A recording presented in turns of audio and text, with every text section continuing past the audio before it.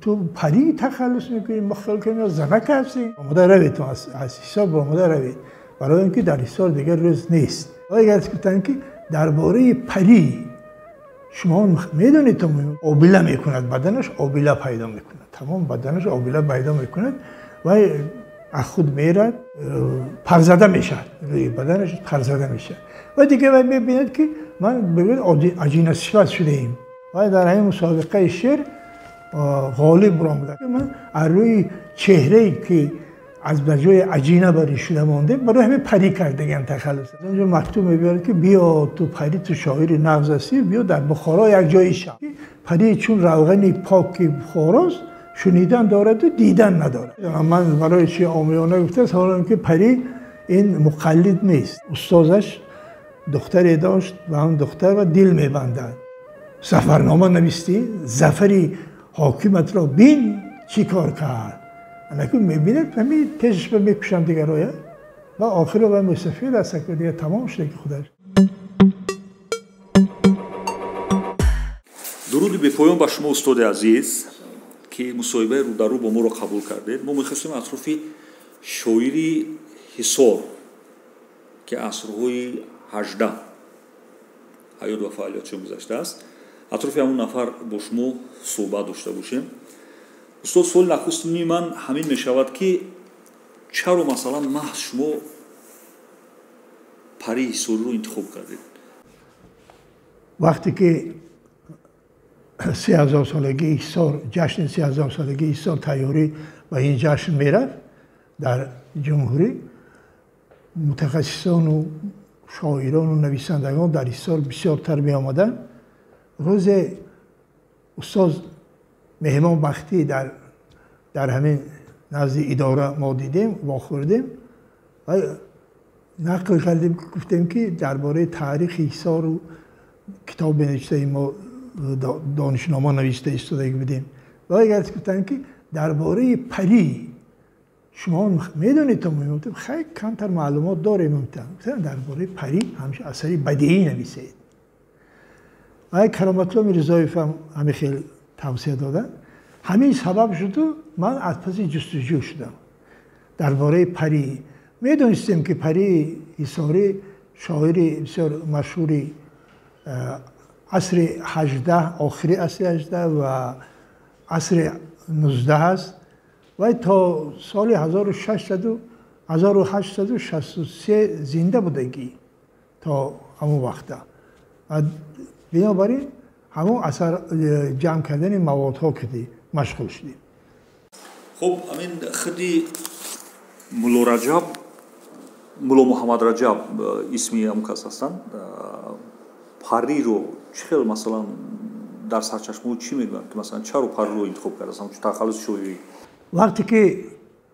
در دهه سیدان بلاک سیدان میگفتن در همون دهه کدوم تخمینا کدوم منطقه باشد؟ الماسی در درمای الماسی در همونجا بلاک سیدان است و از سیدان نامش گرفتگی است همون دهه در همونجا وقتی که تولد میشه و بچه چقان بودگی خوب بودگی و با مدرسه حصار میبیاید. حصار و مدرسه های متوسطه بود میانه. اینجا وقتی که تمام کردن و بخارا رفتن میخوندن و همینجا میبیاید دبیری شاعری همون دوره شاعر بزرگ همون دوره همچون مدرس بود در آنجا و وقتی که مدرس میکنه حتی در وقت سنجش محمد شریف و عجایب است که وقتی که وی میبیاید همراه پدرش که در همینجا مدرسه و خواندنی میبیاد استادش میگوید که تو دم نمیزنه انتخاب چی میشد سردتر میگیرد قبول میکنه این خیال میکنه که اون خوب قبول نکرد و میگه که تو یک بار با من اما فاتحه خوان سوره فاتحه خوان و وقتی که سر میکند و بسم الله سر میکند میگه نشدی جواب تو با روز دوم روز سوم عموما روز هفتم هشتم میشه میگه بیزار میشه میگه یک بار من گفتم این خواندن که آخه خیلی میخوندگیستن با همراهاش مسخره میکنن با وجود همین خفه میشه میخواد که گشت رود دی هوا بچه یاش غرور دارد میره نیتی رفتن میکنه که سر داملا میگه که دبیری که تو هم بو شد تو همون روز اول نقض بودی که خیلی همین خیلی میخواستم که نه تنها برای دانشی تو من که تو همین اراده داری برای خواندن که همین 10 روز طاقت کردی من اراده داشته باشی منم اراده داشتی تو میشود و همینجا میخواند وقتی که میخواند روزی همین در اینجا یک درد میبیاد کسلی میبیاد کسلی آبکان میبیاد در همین لبی دایره با هم وقت کشی روزی همون درد به گرفتار میشود بیمار میشد آبیله میکند بدنش آبیله پیدا میکند تمام بدنش آبیله پیدا میکند و از خود میرد و دامولا هم دیگه علاجش نیست و همون دیگه آدم ها برادرش میبیاد میگوید که میگیریم میبریم یک چی با پیچانده یک متریال با پیچانده یک گلیم با اسب یا طرفش چی میکنن میگیرن میبرن اونجا در و شامبری به نزدیک است دامولاشون میگوید که آبی شامبری و جای تاریخی اما چیکتی ما خطی اینا کار میکنیم و خیلی مشغول میشن نقض میشن آهسته میشن اما همون پوست بدن دیگر میشه چنان میشه که پرزده میشه روی بدنش پرزده میشه و دیگه میبیند که من بگوید عجین صفت شده ایم من دیگه گشته این پیش ملا بشابه آمده نمیتونم همین خیلی کتی میماند همونجا با وقتی که در بخارا در حصار بود در اینجا وقتی که همونجا و همه خاله ساز میکردن و جی میکردن اینجا کاروانسرای میساختن در همونجا مسابقه شعر شدگی بود و در همین مسابقه شعر غالب برآمد خیده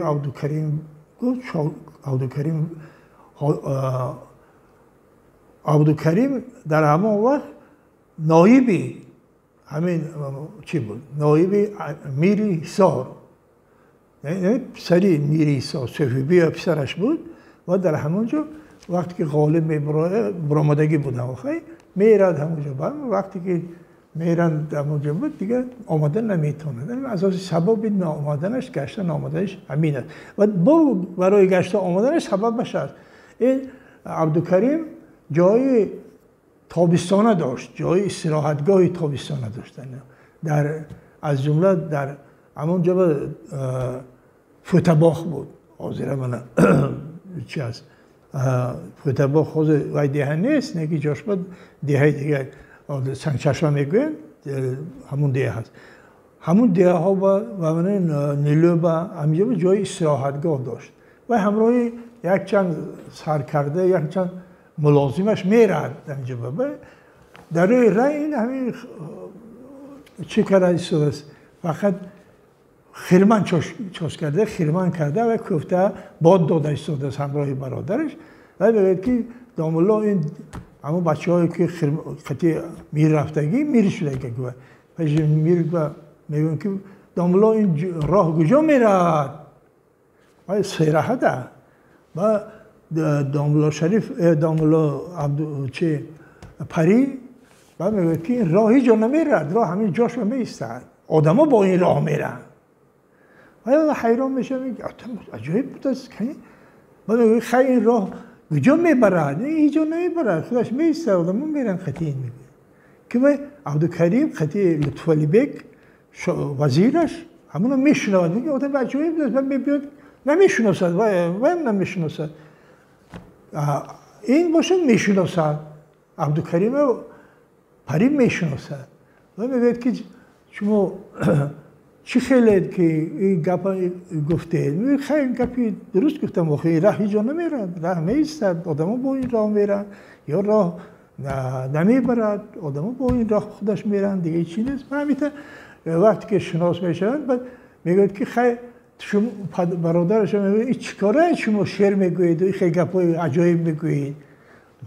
برادرش میگه که اینا شعر میگوین نه من شعراشون در مدرسه احسارم برده دادگی اما هیچ کی نه سراغ نمیکنه. کنی گپ زنه که به همون خیره عبدالکریم با گفتنی شعر داشت، همون شعرش وقتی گپ میزنه و میگه تو ما این شاعر میگه غالب برآمدگی در مسابقه احسار. این کجاش دیگه این پری این چی است؟ میگه که این تو پری تخلص میکنی مخالف کنی زنک هستی. پری آدم مردم نمیشه. میگه من از روی چهره‌ای که از بجای عجینه بری شده مانده برای همه پری کردگم تخلص من. یعنی خودم تخلص کردم که این برعکس چهره است. برعکس چهره و همینطور و حاکم احسار میگه که بیا گشته میبیایی و گشته میبیارد و در اینجا آماده و میگه که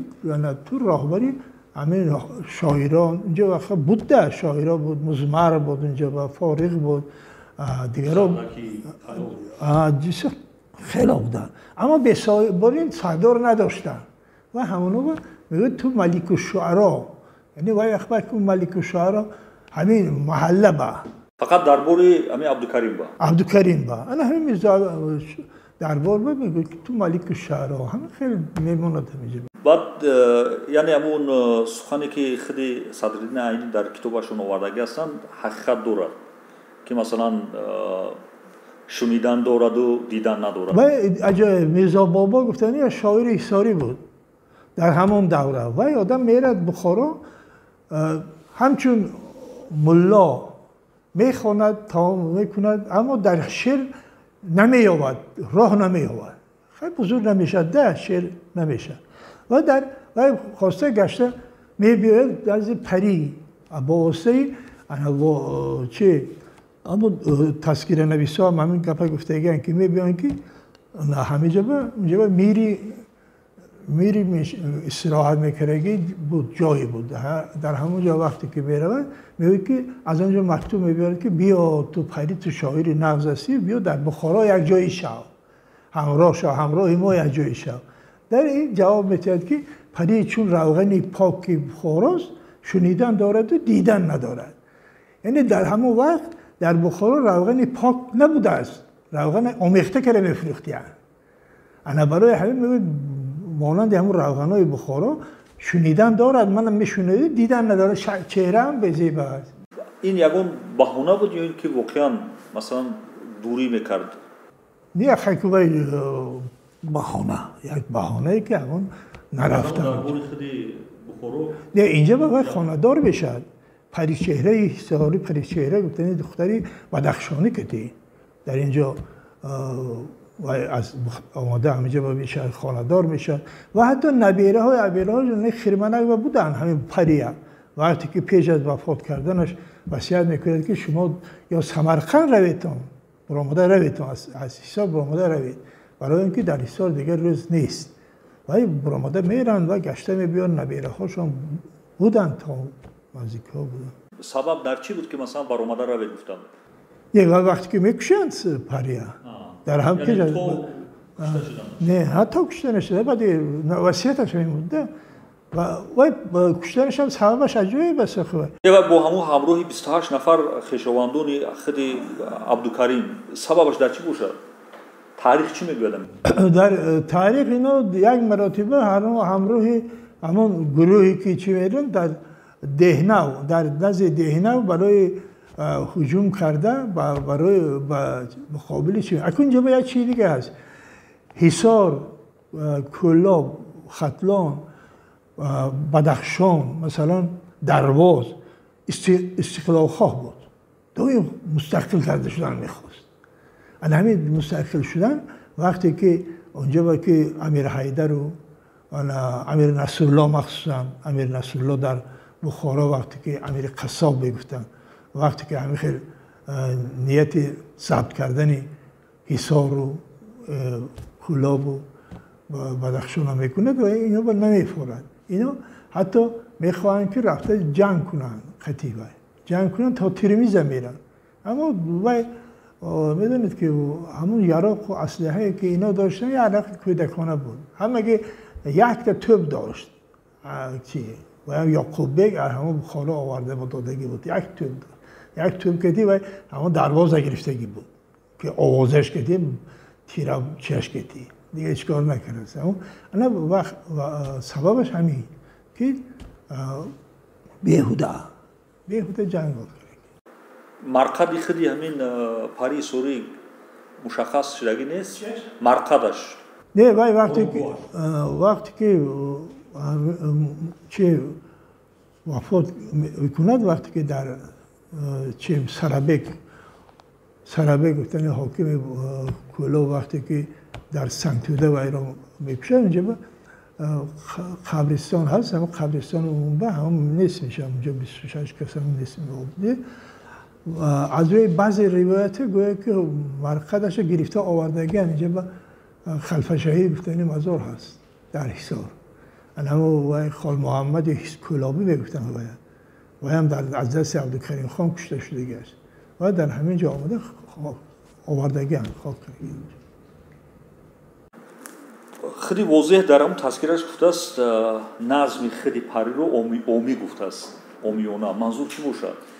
نمیدونم من برای چی اومیونا گفته است حالا اینکه پری این مقلد نیست تقلید نکرد. سبک خودش داره. بسیاری ها در همون عصر 19 یا عجایب بود که من از تورال سر کرده و دیگران این سبک هندی بودن. بسیارشون سبک هندی کتی میرفتن. سبک بیدیل کتی. این باشد سبک بیدیل هست اما پررد پیرو نیست. سبک خودش هست. برای خودش نوشتگی. شما استاد سال 2017 خیلی پری سور رو در بورش کتاب نوشتید. مثلا در سال قبلی هم در این بوره گپ زدید. تفاوت بین کتاب شما و کتاب احشزاده. کتاب احشزاده کتاب خوب است. و همه معنی که وی مجموعه اشعار پری است. اونجا تحقیقات نیست. تحقیقات قریب که نیست. هم غیر سرسخنی که در اونجا که صابر ذکر زاده است یا چند تا چی هست که وای تحقیقات است. اثر ما اثر بدیعی است. بعضی مثلا پری در جوانیش خیلی بود. خیلی عاشق شد. من خیلی آورده اینجا و چه رها بده چه دید صحبت کرد و کیفیت در لب دریا بر رفت خیلی بیمار شد و اینجا مثلا کامل جان حسرت ایساری کتی واخود ولی این شدگی نیست ممکن در اثری بدیعی است. کامل جان حسرت ایساری و گویا که وای واخوری کرده این چی است بدیعی است. خب در باره عاشق شدن پری گپ زدید. اگر پرچه ما را نقل میکنید که مثلا در باره خیلی عشق خیلی پری. اگر ما در اینجا بافتگیم یگان نه برای بیننده ما برای آنکه این اثری بدیعی است وقتی که وای دامولا استازش دختری داشت و هم دختر و دل میبندد و گفته نتونسته است. دختر با نگفته است. مادرش هم نگفته است. و اون کس خبر ندارد. خودش که نظم میخواند وقتی دامولا میگوید که توی در حصار رفتن در اینجا بکن شد قشلاق و مکتب تمام شده اینه میگوید که دختر به چی خیلی کنده پیش از رفتنش گفتن در کار که وکی چی همین وقت من مخصوص بودن رفیقی که خودش کدی بود همون دیحه با پدرش بای بود شریف بای و میگوید که همین دختره کلین میکند بچهش با همون بچه خولیگن داشت به ترتیب بود اسباز بود به ترتیب بود همین با من خاندار میکنم میگوید آدم میماند یکی بفهمد دلش خنک میشد از دخترم خنک میشد از زندگی هم خنک میشد راضی میگوید که من حصار روم نبینم نسوزم این سببش که ما همین خیلی کردگیم که همون یک احساسات پیدا شده تمام. بعد هم روز گفتن که با دختر یک بدخشانی ازدواج کردن پری چهره مثلا این خودش خنک بشره بود صبح پری سوری پس چه مثلا موافقت شد به خاطر شهرت پری با اون دختر بودن یعنی که لطفی شعر و برای که و زنک هم صحیبه بود یکی شعر و ادبیات بسیار دوست می داشت وقتی که می بیاد اینجا با موزون بخارایی که چی میکند و وفات میکنه سرورش ده مصالحهش وقت میکند دیگه به کس میمونه همونجا بعد راضی میشد که پری هم شعر دوست میدارد و یکی هم ذوقش میبینه. آخرین سوالی من استاد درباره همین کشتش یعنی خیلی پری میرود مثلا با هم 28 نفر به قتل رسوندن همین در کتاب شما چی گونه تصویر شدگی است تاریخ چی میگوید مثلا چه خیلی مثلا یک پیرمردی 80-90 ساله رو به قتل رسوندن نه و ممکن یک 70 ساله بودگی ده 70-80 ساله بودگی پری در همون وقت سال 63 سال 1863 وقتی که باید از دهنه وقتی که شکست میخورن و برگشته گریخته میبینن راهبرا اینجا به سربک حاکم کلوب میگوید که من تو پناهگاه میتیم